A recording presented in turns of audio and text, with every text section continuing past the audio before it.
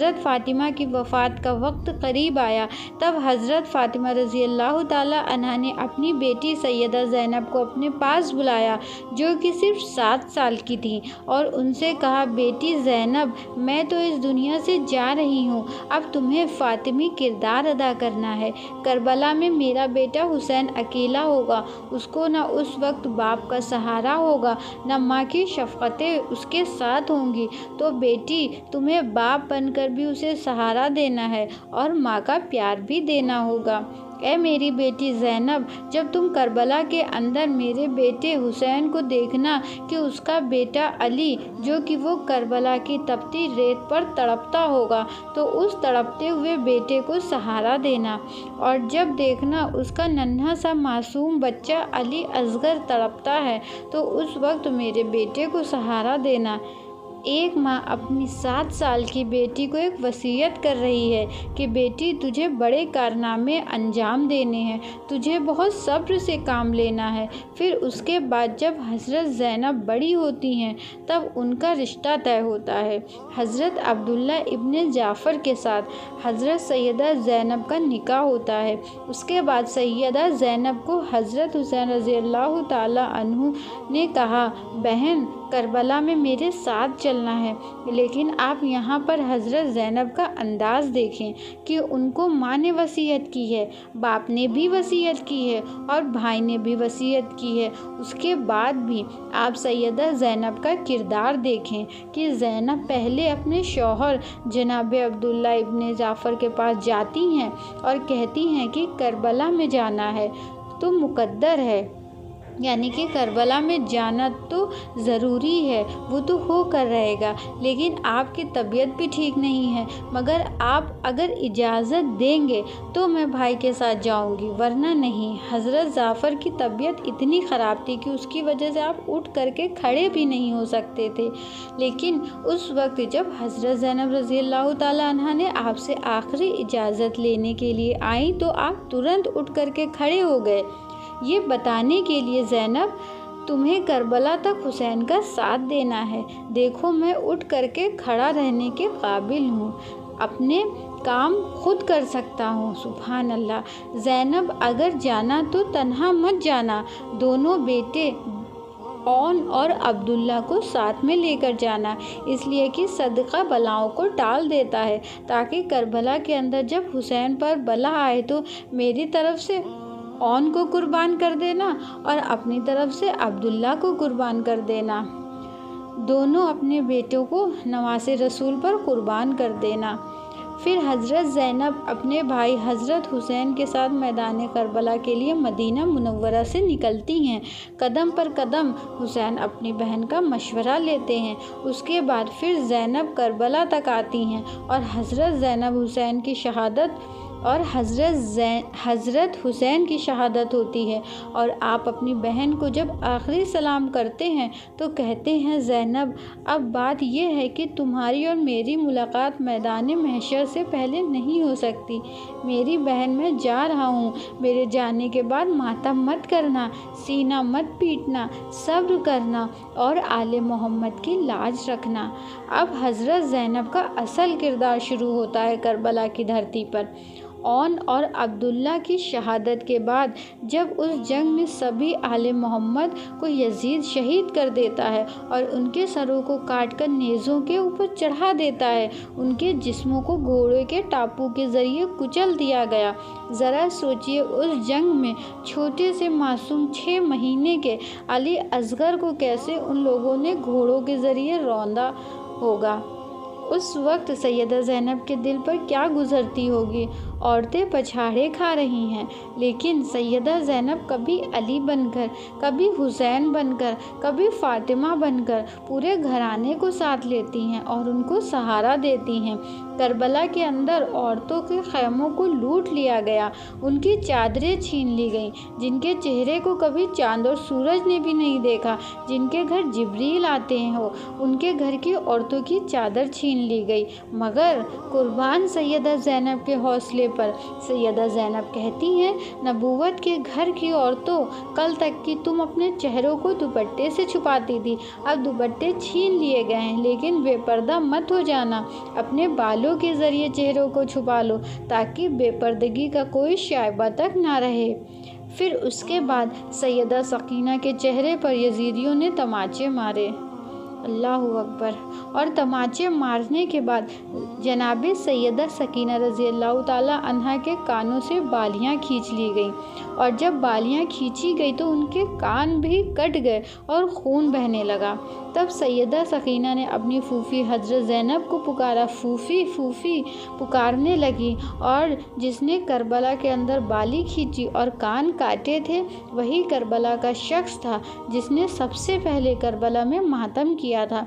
वो मातम भी कर रहा था और सकीना के पाजेब भी उतार रहा था। वो मातम भी कर रहा था, उसके साथ बालियों को खींच भी रहा था। किसी ने कहा, जालिम, तू मातम भी करता है और बालियां भी खींचता है, तू मातम भी करता है और पाजेब भी उतारता है। उस वक्त उस शख्स ने कहा, मैं इनका शिया हूँ, इसलिए इनकी मुसीबत में मातम भी कर रहा हूँ, लेकिन बात यह है कि अगर मैं सकीना की बालियाँ ना खींचूँगा तो कोई और आकर छीन लेगा, अगर मैं पाजेब ना उतारूँगा तो कोई और आकर पाजेब उतार लेगा, इसलिए मैं मातम भी करता हूँ और छीनता भी हूँ। सैयदा सकीना बेहोश होकर गिर जाती हैं। हज़रत ज़ैनब उनको भी सहारा देती हैं। मज़लूम ज़ैनुल आबिदीन जलते हुए खैमों में पड़े हुए हैं, और जो उनका चमड़े का बिस्तर था वो भी यजीद छीन कर ले गए, और इमाम ज़ैनुल आबिदीन जलती हुई ज़मीन पर हैं। उनकी क्या कैफियत थी, जिनको आराम और रहमत के साथ कभी सीने पर सुलाया जाता था, आज उनके लिए बिस्तर तक नहीं है। सैयदा ज़ैनब खैमे की आग पर चलती हुई कभी अंदर जाती कभी बाहर आती। किसी ने पूछा, ए बीबी, क्या तुम्हें तुम्हारी जान की परवाह नहीं है? तो आपने फरमाया, क्या करूं, मेरे भतीजे के खैमे में आग लगी है, अगर मैं भी चैन से बैठ जाऊं तो मेरे भाई हुसैन का बेटा जल जाएगा। उसके बाद हज़रत ज़ैनब ने खैमों की आग पर चलते हुए अंदर तशरीफ़ ले गई और अपनी पूरी ताकत इकट्ठा करके इमाम ज़ैनुल आबिदीन को अपने कंधे पर उठाया, और कंधे पर उठाने के बाद आग पर से चलते हुए ज़ैनुल आबिदीन को लेकर के बाहर आई। हज़रत सैयदा ज़ैनब ने एक ज़ैनुल आबिदीन को बचा के 7 इमामों की इमामत को बचाया है और क़यामत तक की सैयदों को ज़िंदगी अता की है। बेशक सलाम है हज़रत सैयदा ज़ैनब के हौसले और दिलेरी को। खैमे चल रहे हैं, प्यास से बच्चे बेहोश हैं, असर का वक्त आ गया है, लाशों पर घोड़े दौड़ रहे हैं, बीवियां रो रही हैं, अनकरीब ऐसा है कि बस असर का वक्त ख़त्म ही होने वाला है। तब सैयदा ज़ैनब कहती हैं, ए बीवियों, बहुत रो चुकी हो और बहुत रोना अभी बाकी है, लेकिन सुनो, हमारे नाना की हदीस है, जिसने असर की नमाज जानबूझकर छोड़ दी, अल्लाह उसके अमाल को बर्बाद कर देता है। बीवियों, तुमने करबला में बहुत मुसीबतें उठाई हैं, अगर असर की नमाज नहीं पढ़ोगी तो मुझे डर लगता है कहीं तुम्हारा अमल बर्बाद ना हो जाए, इसलिए क्योंकि अभी भी तुम लोगों पर नमाज माफ़ नहीं है। उठो, पहले असर की नमाज़ पढ़ो। हज़रत ज़ैनब ने औरतों को असर की नमाज़ पढ़ाई, ये हौसला दिया ज़ैनब ने। उसके बाद रात आई। वो रात भी कैसी रात थी कि शाम में आराम नहीं था, पूरा दिन लाशों पर घोड़े को दौड़ते देखा, और जब शाम आई तो एक अजीब क़यामत लेकर आई। वो हुसैन जिसके लिए हमारे हुजूर पाक सल्लल्लाहु ताला अलैहि वसल्लम लंबे लंबे सजदे करते थे, जिसको आप अपने सीने पर बिठाते थे, वो हुसैन जिसके लिए हुजूर पाक कहते थे, हुसैन तुम पर मेरे माँ बाप कुर्बान। सुभान अल्लाह। वो हुसैन जब बचपन में रोते थे तो हुजूर पाक अपनी बेटी फ़ातिमा से कहते थे, फ़ातिमा, मेरे हुसैन को रोने मत दिया करो, जब हुसैन रोता है तो मेरा कलेजा मुंह को आता है।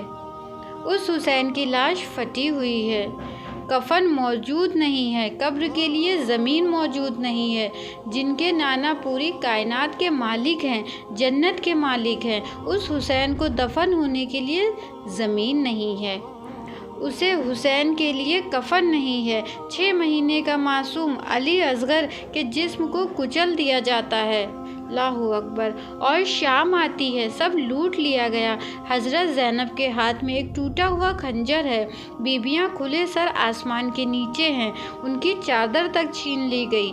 بچے بے ہوش ہیں اور حضرت سیدہ زینب ٹوٹا ہوا خنجر لے کر ادھر ادھر پھرتی ہیں کہ کوئی ان لوگوں کے پاس آنے نہ پائے۔ یزیدیوں نے حر کی بیوی سے کہا، بی بی، یہ جو عورتیں وہاں خیموں میں موجود ہیں وہ سب کی سب یزید کی قیدی ہیں۔ اگر ان کو کھانا پانی نہیں ملے گا تو وہ سب مر جائیں گی، اور ہم لوگ یزید کے سامنے پھر کیا پیش کریں گے؟ اگر یہ لوگ مر گئے اور یزید کے سامنے اگر ہم نے کچھ بھی پیش نہیں کیا تو ہمیں پھر انعام کیسے ملے گا؟ جاؤ حر کی بیوی، پہلے تم ان بیویوں کو پانی پلاؤ۔ اگر تم جاؤ گی تو وہ لوگ پانی لے لیں گی ورنہ نہیں لیں گی۔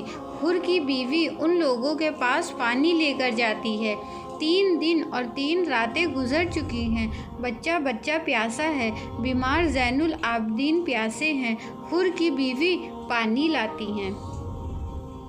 حر کی بیوی اب تک یزیدیوں کی طرف سے ہٹ کے حسینیوں کی طرف ہو چکی تھی، اور جب حر کی بیوی ان لوگوں کے پاس پانی لے کر گئی تو حضرت سیدہ زینب نے خنجر آگے کیا اور حر کی بیوی سے کہا، خبردار، کون ہو تم؟ ہم تو بہت لٹ چکے ہیں، ہماری تو چادریں بھی چھن چکی ہیں، اب کیوں لوٹنے کے لیے آ رہے ہو؟ حر کی بیوی نے سیدہ زینب سے کہا، اے بی بی، میں آپ کی کنیز، مجھے ملنے کی اجازت دی جائے۔ میں پانی لے کر آئی ہوں، پانی قبول کر لیجئے۔ اب سیدہ زینب نے جب پانی کا کٹورا دیکھا تو دن بھر کا پورا ماحول یاد آ گیا۔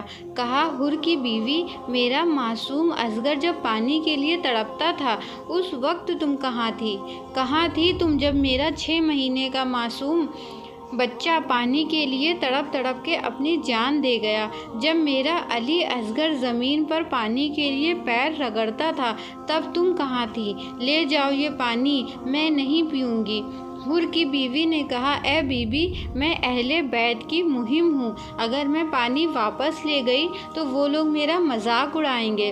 سیدہ زینب نے کہا، لے جاؤ یہ پانی، مجھے تیرا پانی نہیں چاہیے۔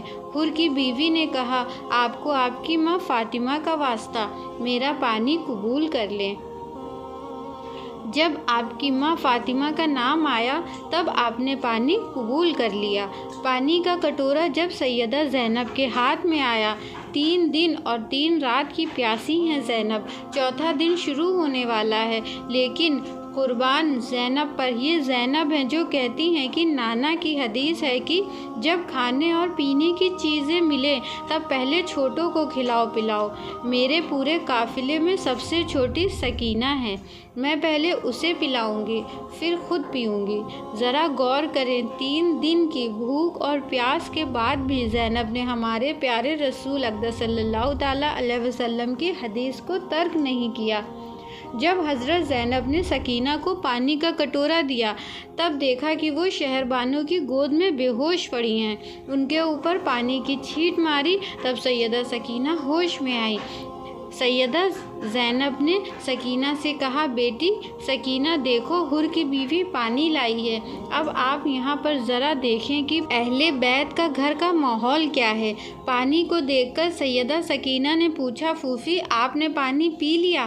آپ نے کہا، نہیں بیٹا، نانا کی حدیث ہے کہ جب پانی کھانے پینے کی چیزیں ملے تو پہلے اپنے چھوٹوں کو دے، اس لیے بیٹی تم سب سے چھوٹی ہو، لو پہلے تم پانی پی لو، ہم بڑے ہیں، ہم بعد میں پی لیں گے۔ سکینہ نے جیسے یہ حدیث سنی، 7 سال کی ہیں سکینہ، جیسے سکینہ نے یہ حدیث سنی، پانی کا کٹورا ہاتھ میں لیا اور میدان کربلا میں دوڑ لگا دی، کربلا کی طرف دوڑی بھاگی۔ ام کلثوم جو سیدہ سکینہ کی سگی بہن ہے وہ بھی سیدہ سکینہ کے پیچھے دوڑی اور کہا، بیٹی ادھر کہاں جا رہی ہو؟ ادھر تو لاشیں پڑی ہوئی ہیں۔ اور سیدہ زینب بھی ان دونوں کے پیچھے دوڑ پڑی۔ دوڑ کر سیدہ زینب نے جب سیدہ سکینہ کو گود میں اٹھا لیا اور پوچھا بیٹی کہاں جا رہی تھی، تو سکینہ کہتی ہیں کہ پھوپھی آپ اتنی جلدی بھول گئیں، نانا کا فرمان ہے نا کہ کھانے پینے کی چیز پہلے اپنے چھوٹوں کو کھلائیں۔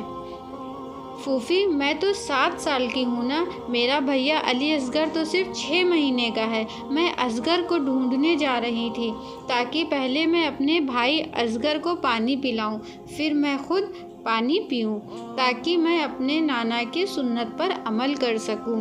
سبحان اللہ۔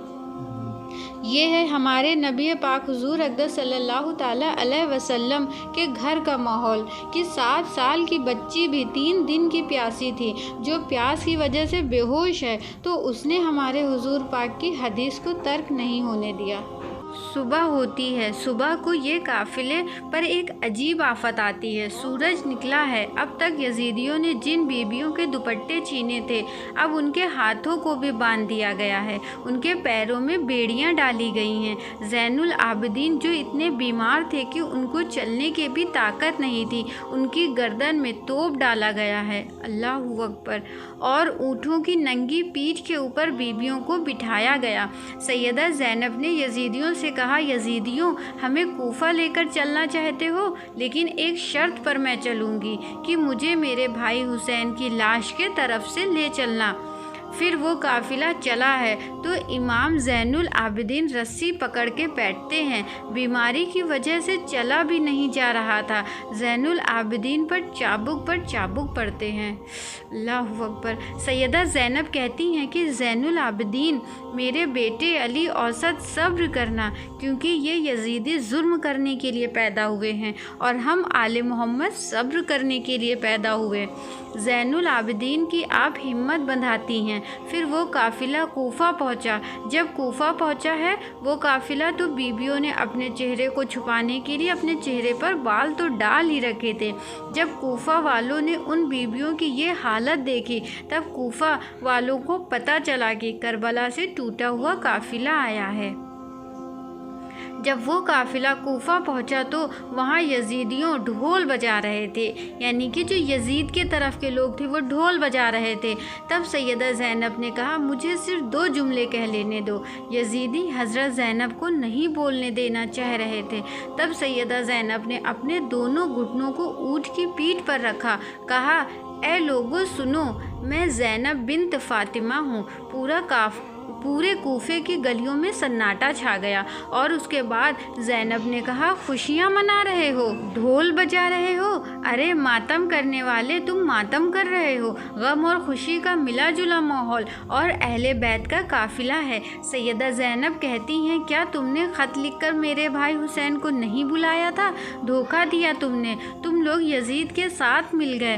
کوفہ والو تم پر اللہ کی لعنت ہوگی اور دنیا دیکھے گی، جب تک تم اور تمہاری نسلیں زمین پر باقی رہیں گی تم اسی طرح سینہ پیٹتے رہو گے، لیکن خون حسین کا قرض تمہارے سر سے کبھی نہیں اترے گا۔ پھر وہ قافلہ کوفہ کے گورنر ہاؤس میں پہنچتا ہے۔ ایک نابینا صحابی تھے وہاں پر موجود تھے، وہ آنکھوں سے دیکھ نہیں سکتے تھے۔ اس وقت ابن زیاد نے کہا حسین کو شکست ملی اور مجھے فتح حاصل ہوئی۔ معاذ اللہ، لعنت ہے یزید پر۔ یزید وہ کمبخت ہے جس پر اللہ نے قرآن میں فرمایا جو اللہ اور اس کے رسول کو اذیت پہنچائے اس پر لعنت ہے۔ شیخ عبدالحق لکھتے ہیں کہ یزید کہتا تھا اگر مجھے موقع ملے گا تو میں عائشہ سے نکاح کروں گا، اللہ اکبر۔ لکھا ہے کہ یزید نے ایک شعر پڑھا ہے کہ اگر محمدی بن کر شراب پینا جائز نہیں ہے تو عیسائی بن کر شراب پی لیا کرو۔ اس ظالم یزید نے شعر پڑھا ہے کہ محمد پر کوئی وحی نہیں آئی تھی، نہ ہی محمد پر کوئی فرشتہ آیا، محمد نے حکومت حاصل کرنے کے لیے نبوت کا ڈھونگ رچایا، اللہ اکبر۔ کتنا کمبخت تھا یزید۔ یہ اس کم وقت یزید کے اشعار ہیں۔ وہ لعنتی نہیں ہے تو کیا ہے، وہ بدبخت نہیں ہے تو اور کیا ہے۔ اس کو ابن زیاد نے امیر المومنین کہا تو سیدہ زینب غصے میں آ گئی، اور اس کے بعد کوفہ کے گورنر ہاؤس میں جب سیدہ زینب نے زبان کھولی اور خطبہ شروع کیا تو پہلے کوفہ رو رو کر نڈھال تھے۔ عبداللہ ابن عفیف جو کوفہ کے گورنر ہاؤس میں زیاد کے دربار میں موجود تھے، لوگوں سے پوچھتے تھے کہ علی کی شہادت کو تو عرصہ بیت گیا، علی کی آواز کہاں سے آ رہی ہے؟ اس انداز سے آپ خطبہ دے رہی ہیں کہ علی کی آواز ہے۔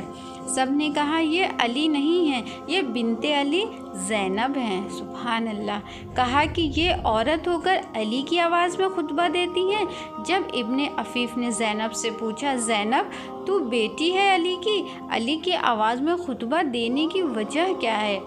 تو سیدہ زینب فرماتی ہیں کہ تمہیں نہیں معلوم، میرے نانا کی حدیث ہے کہ عورت کی آواز بھی عورت ہے، تو مجھے خطبہ دینا ہے، یہ میری مجبوری ہے، لیکن میں نے علی کی آواز نکال کر اپنی آواز کو پردے میں کر دیا۔ سبحان اللہ۔